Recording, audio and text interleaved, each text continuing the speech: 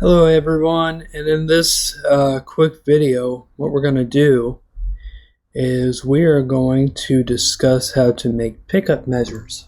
So starting a new score, and I want to put a pickup measure of maybe 1 beat or something into the system of measures, so that there will be like a pickup going into the first measure. So what I do, I'm in Document Setup Wizard.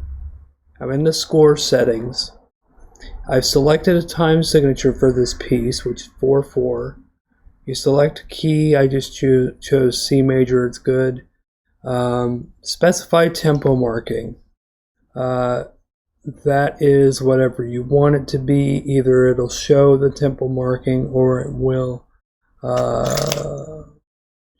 it'll show whatever text you mark in here. But here, specified pickup measure, you check this box, the specified pickup measure rather.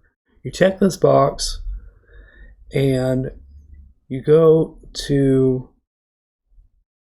you'll have a bunch of different note values that you can choose from. The smallest I could think you could do is like a 64th. Maybe I'm wrong, maybe 128th, but there's all of these different note names or note values that you can actually select. And I'm going to select quarter. So I'm going to say, okay, we're going to do a pickup measure specified as a quarter note. Then we're going to click finish.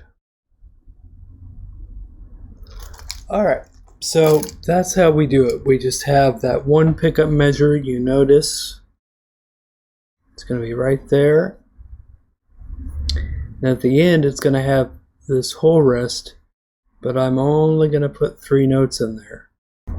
So this is how we do our pickup measure. We just go to the settings dialog box, we specify pickup measure, check the box, and then we specify what value of note we want to be checked. So any questions, please consult Q&A or comments, and I will see you in the next one.